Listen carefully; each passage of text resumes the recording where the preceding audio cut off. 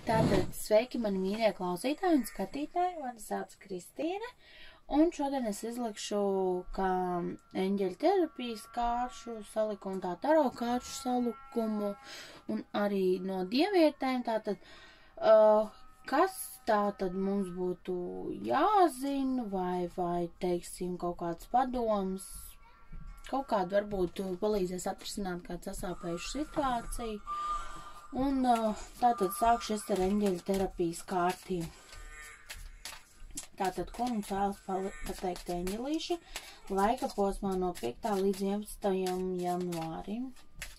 No 5. līdz 11. janvārim. Tātad, paskatīsimies. Tātad.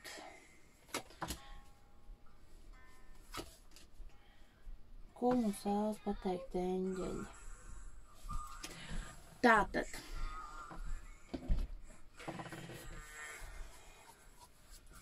Sāksim ar pirmo kārti. Tātad kristāli. Tātad eņģeļi mums vēlas pateikt, kad kristāla enerģija palīdzēs, ja? Tātad tik galā ar šo situāciju.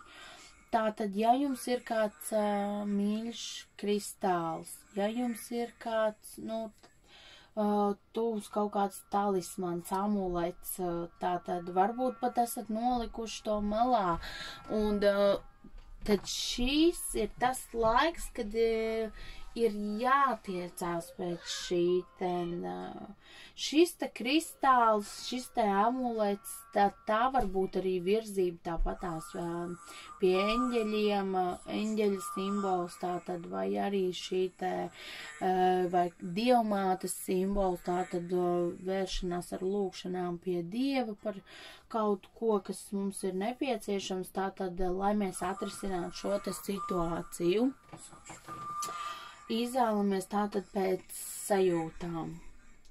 Vēl šis ir laiks, lai tātad mēs vairāk mācītu mīlēt sevi, mīlēt savus mīļos. Tātad šis ir labs laiks, lai mēs veltītu mīlestību cilvēkiem, kas mums ir tātad tuvi, cilvēkiem, kas mums ir mīļi.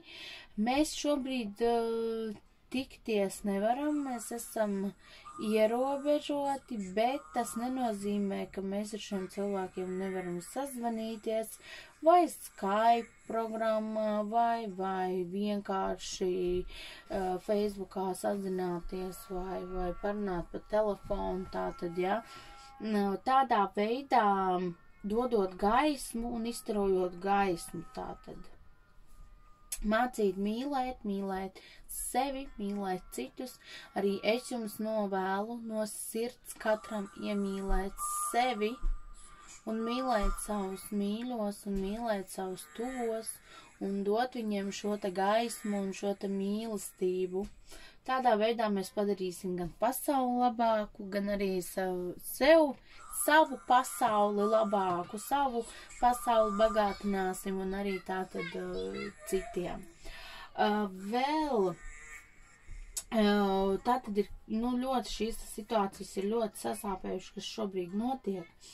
Eņģeļi vēlas pateikt jums, ka viņi jums ir blakus, viņi jūs dzird, viņi jūs redzat, un viņi jūs saprot, bet jums ir vairāk jāpievēršas šim tiem eņģeļiem, vairāk jāpalūdz viņiem, lai vairāk jāatļauj viņiem ienākt mūsu dzīvē, ienākt mūsu ikdienā un spēt tātad palīdzēt, jo eņģeļi nekad neiejaucas, ja mēs viņiem to nelūdzam, izņemot, kas ir ārkārtas situācijas, ja ir dzīvības un nāves jautājums, jā, tad eņģeļi iejaucās arī bez mūsu ziņas, viņi mūs sargā un tātad aizsargā mūs, bet šādām te situācijām, ar ko mums ir jātiek galā vai nu ikdienē, vai ģimenē, vai darbā, tur mums ir jākonsultējās ar viņiem tādā veidā, ka mēs vienkārši, mums nav jādara tas skaļi, mēs to varam darīt katrs pats pie sevis.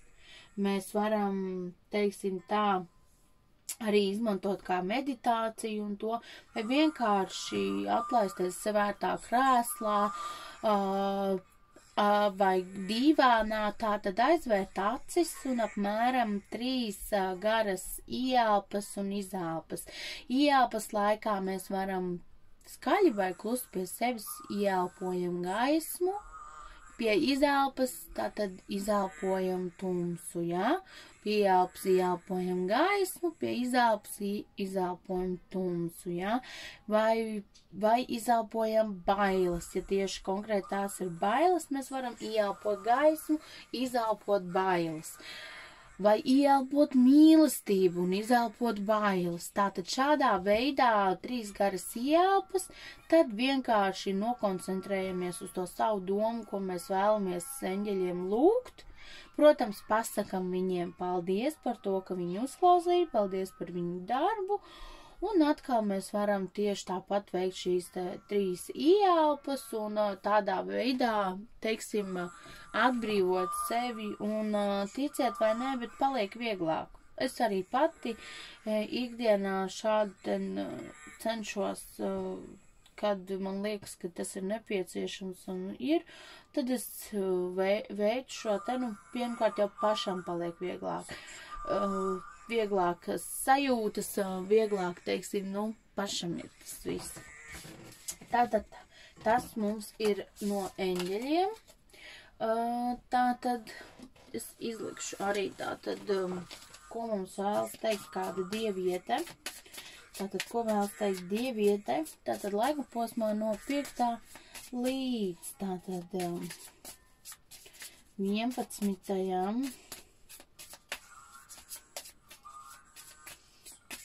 februārim, tātad no 5. līdz 11. februārim. Tātad paskatīsimies. Lūk. Māte Marija.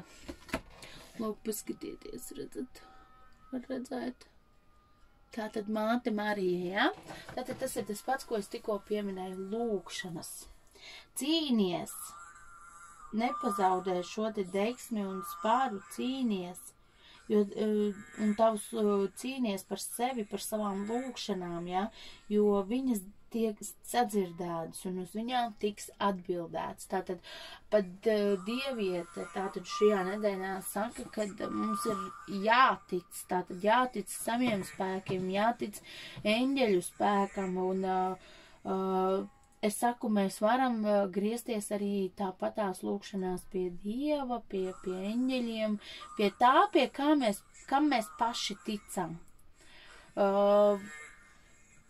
Varam griezties vienkārši pie augstāk stāvošiem spēkiem, ja, tātad tam un lūkšanas tās vienmēr tiek uzklausītas un jo patiesākas un jo tīrākas tās ir, un skaidrāk izteiktas.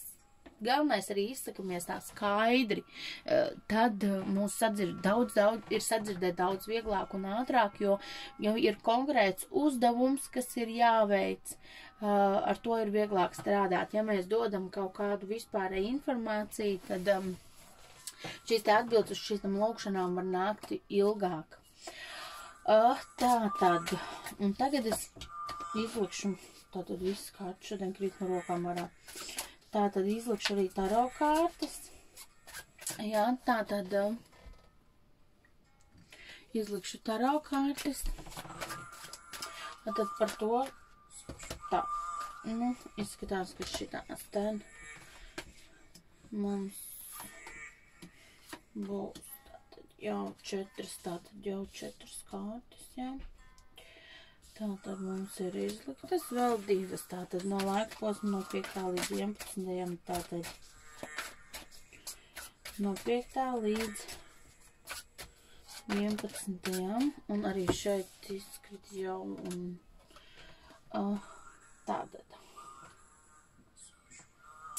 tādas ļoti divpusējas enerģijas no vienas puses, viss ļoti jaukas lietas, no otras puses, tādas, kādas no viņas ir.